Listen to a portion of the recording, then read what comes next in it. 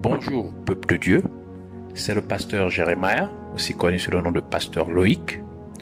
Nous voulons partager la parole de Dieu pour cette semaine. Avant tout, nous allons dire une parole de prière. Alors, en signe de révérence à notre Dieu, notre Père Céleste, baissons nos têtes et prions ensemble. Père éternel, Dieu de gloire, Dieu tout-puissant, toi qui règnes, Seigneur, d'éternité en éternité, toi qui es l'alpha et l'oméga, le commencement et la fin, le seul et véritable Dieu, le Dieu tout-puissant, le Dieu très haut. Béni soit ton Saint-Nom, sois magnifié, sois glorifié, au nom de Jésus-Christ. Venons te dire merci.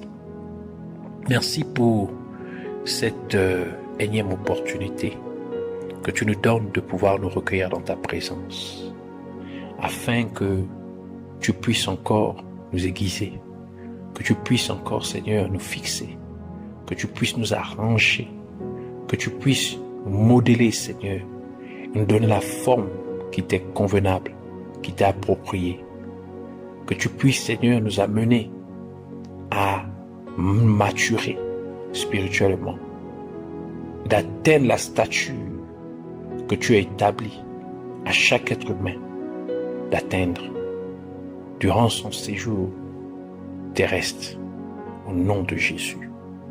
Seigneur, que ta volonté soit faite. Oui, qu'elle soit faite, Seigneur, ici-bas sur terre, dans nos vies et au travers de nos vies, comme elle est faite dans les cieux, au nom de Jésus-Christ. Nous venons nous lever et nous opposer à tous ceux qui s'élèvent contre la connaissance de la vérité, contre la connaissance de ta parole, qu'ils soient neutralisés, coupés de toute forme de puissance, de force, et qu'ils soient renvoyés dans les abîmes de l'enfer une fois pour toutes, au nom de Jésus-Christ. Et nous venons recommander entièrement ces moments, l'air, l'atmosphère, en nous et autour de nous, en tes mains, que tu sois au contrôle, que tu puisses encore disposer nos cœurs à recevoir ta parole, à écouter ta parole, à être établi, Seigneur, dans la vérité, car ta parole est la vérité. Tu as dit, nous connaîtrons la vérité nous affranchira. Laisse que ton peuple soit affranchi de tout mensonge, de toute médisance de l'ennemi, au nom de Jésus-Christ. Que ton peuple soit affranchi de toute duplicité, de toute fausseté, du malin, au nom de Jésus. Qu'à toi revienne toute la gloire, l'honneur et la majesté, pour toujours et à jamais. Au nom de Jésus-Christ, nous avons ainsi prié. Amen. Alors nous voulons continuer dans notre thème principal, qui est les mystères de la prière. Et dans ce thème principal, nous parlons des principes qui amènent notre prière à pouvoir traverser la barrière ou la force cosmique démoniaque qui a été établie dans le deuxième ciel par certains des anges déchus qui ont été chassés, qui furent chassés du troisième ciel, connu aussi sous le nom de paradis où Dieu réside. Alors ils ont établi cette force cosmique démoniaque au niveau du deuxième ciel pour essayer d'empêcher les prières des êtres humains d'atteindre le troisième ciel, là où Dieu se trouve, afin que les prières des êtres humains ne soient point exaucées par Dieu. Alors la semaine dernière, nous avons parlé du cinquième principe qui est l'innocence. L'innocence. En résumé, le Seigneur nous a parlé que le fait que nous soyons innocents de tout artifice ou encore de tout ce que l'on pourrait nous accuser, de toute accusation de l'ennemi, cela donne un boost, cela permet à notre prière de ne point être retenue par cette force maléfique démoniaque. Ce qu'on appelle aussi l'innocence de notre prière. Aujourd'hui, nous voulons parler du 6e principe et nous allons finir, clôturer par la grâce de Dieu cette partie. Le 6e principe qui permet à notre prière de percer la force cosmique démoniaque et d'atteindre ainsi le 3e ciel ou paradis où Dieu se trouve. C'est cette notion jumelée de la sainteté, la pureté et la crainte de Dieu. Alors je reprends, la sainteté ou la sanctification, la pureté et la crainte de Dieu. Nous allons prendre notre lecture dans le livre des Hébreux, chapitre 12, verset 14. Alors je lis la parole de Dieu dans le livre de Hébreux, chapitre 12, verset 14, au nom de Jésus-Christ. Recherchez la paix avec tous et la sanctification, ou encore la sainteté, sans laquelle personne ne verra le Seigneur. Que le Seigneur bénisse sa parole, qu'elle vienne pleine de grâce, de vie, de bénédiction, d'élévation, de sagesse, de compréhension, au nom de Jésus-Christ. Le dernier principe qui permet à votre prière de briser la force cosmique démoniaque qui a été établie dans le 2e ciel par certains des anges déchus qui ont été chassés du 3e ciel, également connu sous le nom de paradis, où se trouve Dieu, sont les notions jumelées de la sainteté, la pureté et la crainte de Dieu. Et ces trois notions sont interconnectées car la crainte de Dieu est ce qui amènerait une personne à marcher dans la pureté et dans la sainteté. Comme nous avons déjà touché certains aspects de la sainteté et de la pureté, nous n'entrerons pas beaucoup dans ces deux notions, si ce n'est que pour insister sur certains points. Vous devez noter que la parole de Dieu ne peut jamais échouer. C'est-à-dire qu'elle ne peut pas mentir. Donc si elle dit que sans la sainteté ou sans la sanctification, personne ne peut voir Dieu, il en sera ainsi. Donc, quiconque ne marche pas dans la sainteté ne sera point sauvé. Mais cela signifie aussi que si l'on ne marche pas dans la sainteté, notre prière n'atteindra point Dieu. Dieu vous a appelé à la sainteté et non à l'impureté, comme il est écrit dans sa parole, dans 1 Thessaloniciens chapitre 4 verset 7 qui dit ceci: car Dieu ne nous a pas appelés à l'impureté, mais à la sanctification ou à la sainteté. Dieu nous a appelés à la sainteté parce que lui-même est saint, comme l'a déclaré l'apôtre Pierre dans 1 Pierre chapitre 1 verset 15 à 16 qui dit ceci: mais puisque celui qui vous a appelé est saint, vous aussi soyez saints dans toute votre conduite, selon qu'il est écrit: vous serez saints car je suis saint.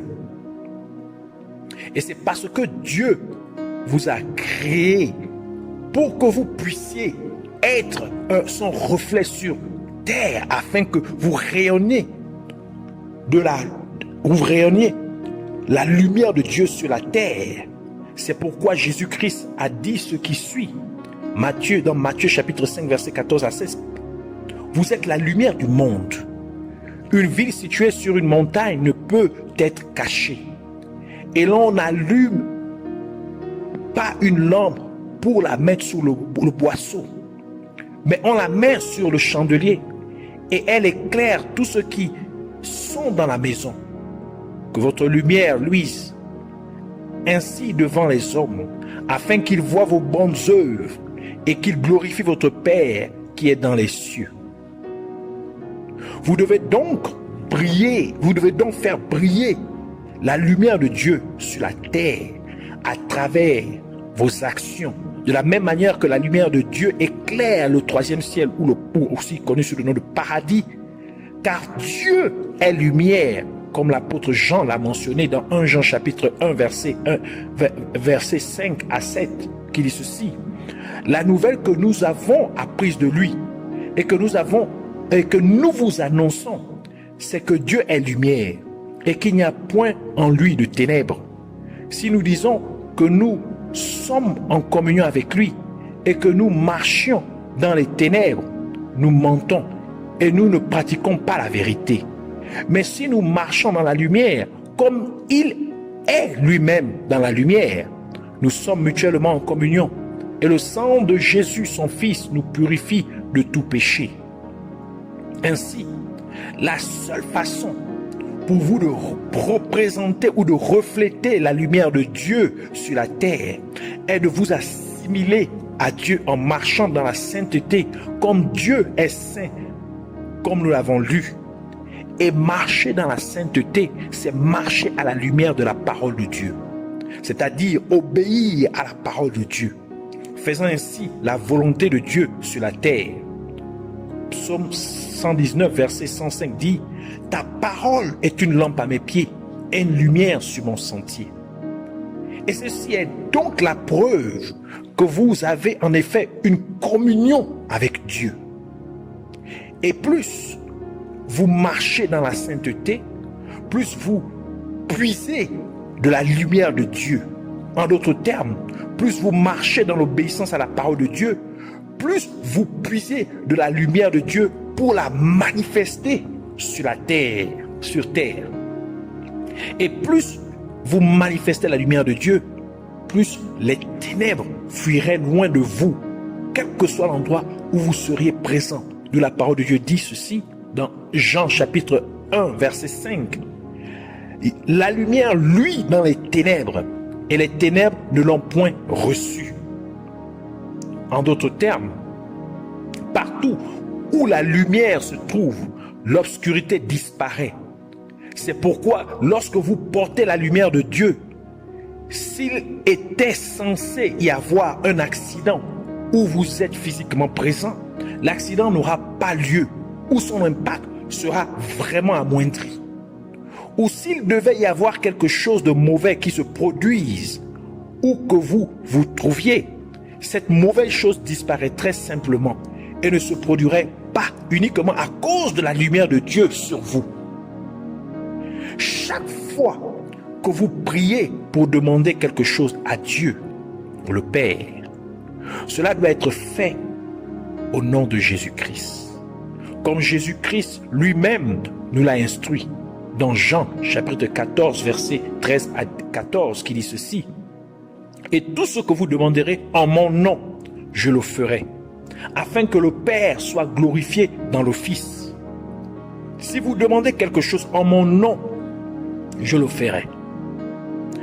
Jean chapitre 16 verset 23, Jésus ajoute: en ce jour-là, vous ne m'interrogerez plus sur rien. En vérité, je vous le dis, ce que vous demanderez au Père, il vous le donnera en mon nom.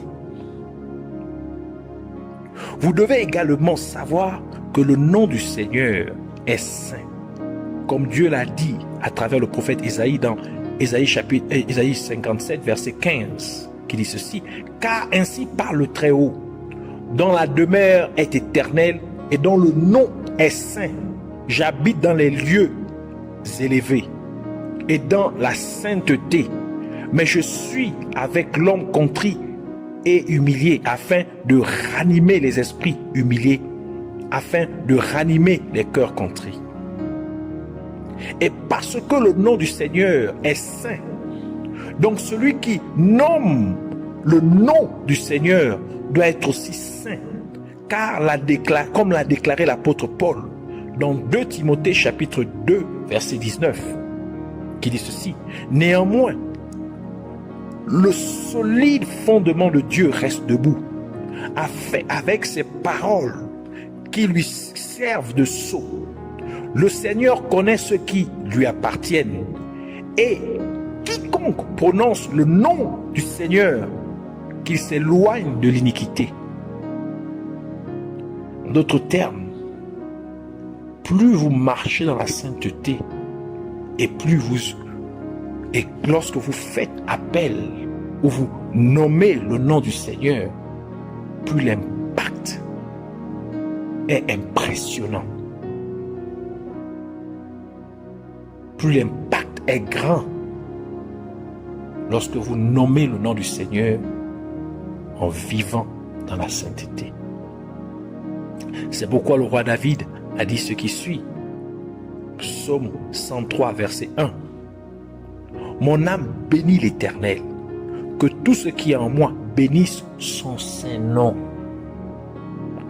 La déclaration ci-dessus, faite par le roi David, a une signification plus profonde, car plus vous bénissez le nom du Seigneur Jésus-Christ, marchant dans la sainteté, plus vous puisez de sa présence, même de sa lumière. Entraînez-vous donc à louer et à adorer le nom du Seigneur. Entraînez donc tout votre être à louer et à adorer Jésus-Christ.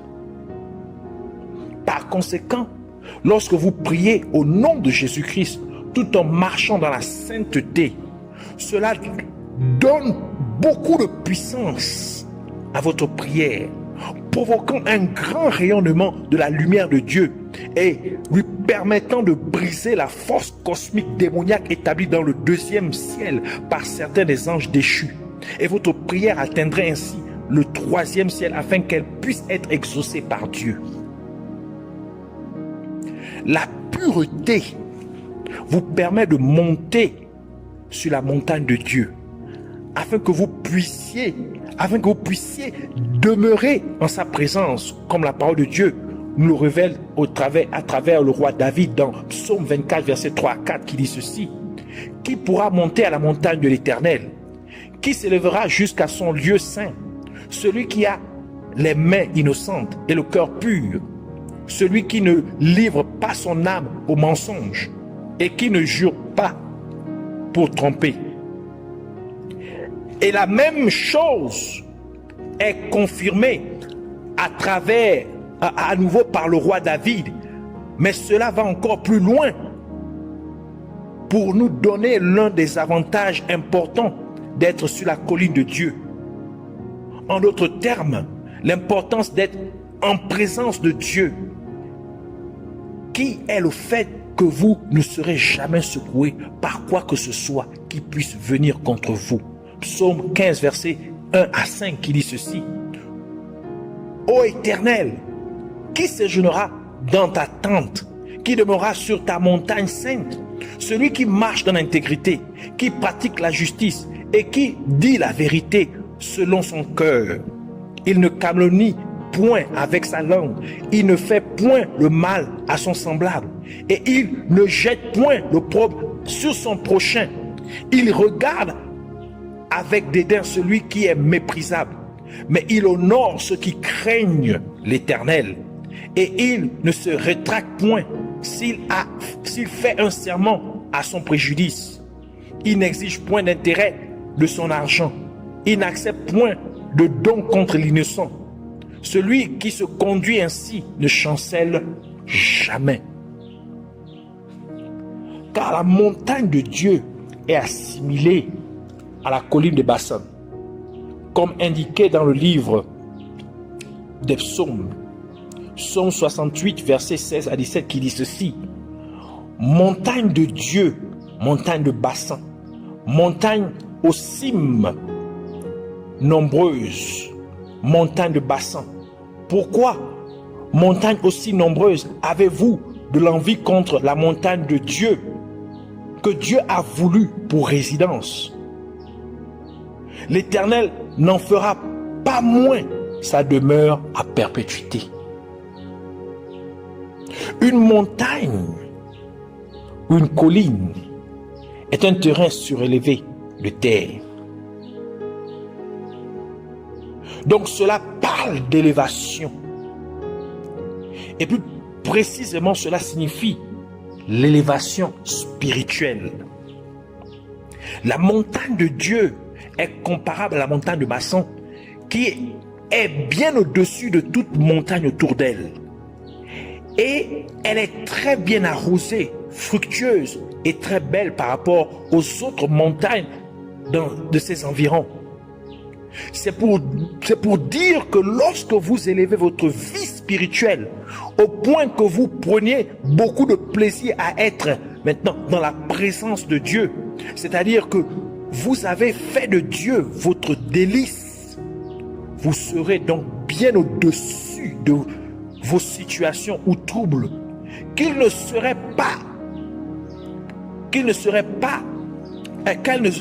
ces troubles ne seraient pas capables de vous secouer, et vous recevrez beaucoup de provisions de Dieu dans n'importe quel aspect de votre vie.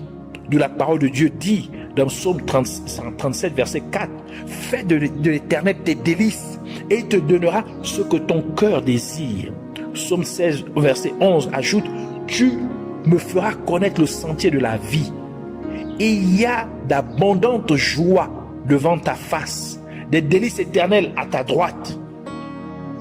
Le mont Sinaï a également été appelé la montagne de Dieu. Et Moïse est allé sur le mont Sinaï à la rencontre de Dieu pour recevoir les 10 commandements, alors que le peuple d'Israël se rendait à la terre promise.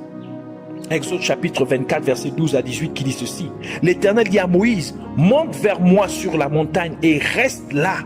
Je te donnerai des tables de pierre, la loi et les ordonnances que j'ai écrites pour leur instruction. Moïse se leva avec Josué qui le servait et Moïse monta sur la montagne de Dieu. Il dit aux anciens, attendez-nous ici jusqu'à ce que nous revenions auprès de vous. Voici Aaron et Hur resteront avec vous. Si quelqu'un a un différend, c'est à eux qu'il s'adressera. Moïse monta sur la montagne et la nuée couvrit la montagne. La gloire de Dieu reposa sur la montagne de Sinaï. Et la nuée la couvrit pendant 6 jours. Le 7e jour, l'Éternel appela Moïse du milieu de la nuée. L'aspect de la gloire de Dieu était comme un feu dévorant sur le sommet de la montagne aux yeux des enfants d'Israël. Moïse entra au milieu de la nuée et il monta sur la montagne. Moïse demeura sur la montagne 40 jours et 40 nuits. Le fait que Moïse soit monté sur la montagne de Dieu, le mont Sinaï, pour recevoir les 10 commandements, alors que le peuple d'Israël voyageait vers la terre promise, implique que le mont Sinaï était une montagne de transition pour que le peuple d'Israël atteigne sa destination finale. C'est pour nous dire que les êtres humains, pour que les êtres humains atteignent leur demeure finale, qui est de posséder la vie éternelle au paradis, et donc, ils ont donc besoin de transiter en élevant leur vie spirituelle afin de se réjouir en étant dans la présence de Dieu pendant qu'ils sont encore physiquement sur terre. C'est pourquoi le mont Sion, qui se trouve dans la terre promise, est aussi appelé la montagne de Dieu, car Dieu l'a choisi pour y faire sa demeure. Psaume 132, verset 13 à 14, qui dit ceci. Oui, l'Éternel a choisi Sion. Il l'a désiré pour sa demeure. C'est mon lieu de repos à toujours. J'y habiterai car je l'ai désiré. Et à mesure que vous élevez votre niveau spirituel pour vous retrouver sur la montagne de Dieu, cela signifie que vous trouvez dans la présence de Dieu, invoquant le nom du Seigneur Jésus-Christ. Vous serez délivré de toute affliction ou trouble dans lequel vous pourriez être. Alors même que Dieu a parlé au prophète Joël en disant dans Joël chapitre 2 verset 32 ce qui suit. Alors quiconque invoquera le nom de l'Éternel sera sauvé. Le salut sera sur la montagne de Sion et à Jérusalem, comme a dit l'Éternel, et parmi les réchappés de l'Éternel que l'Éternel appellera. Et encore une fois, Dieu confirme cela à travers le prophète Abdias, qu'en effet, lorsque vous élevez votre vie spirituelle et que vous prenez maintenant plaisir à être dans la présence de Dieu, vous recevrez la délivrance et de plus, vous posséderez ce que Dieu a établi pour vous. Abdias chapitre 1 verset 17 qui dit ceci. Mais le salut sera sur la montagne de Sion. Elle sera sainte et la maison de Jacob reprendra ses possessions. Et parce que le mont Sion représente notre destination finale, donc le mont Sion est aussi appelé la cité de Dieu ou la Jérusalem céleste. Hébreux chapitre 12 verset 22 qui dit ceci. Mais vous vous êtes approchés de la montagne de Sion, de la cité de Dieu, du Dieu vivant, la Jérusalem céleste, des myriades qui forment le cœur des anges. Un autre aspect de la montagne de Sion est le fait que c'est ce que la tribu de Juda a hérité lorsque le peuple d'Israël se répartit la terre promise. Psaume 78 verset 68 à 69 qui dit ceci. Il préféra la tribu de Juda, la montagne de Sion qu'il aimait, et il bâtit son sanctuaire comme les lieux élevés, comme la terre qu'il a fondée pour toujours. Et comme nous le savons, Juda signifie louange, comme Léa le mentionna après avoir donné naissance à Juda, son 4e enfant, dont la tribu de Juda descend. Genèse chapitre 29 verset 35.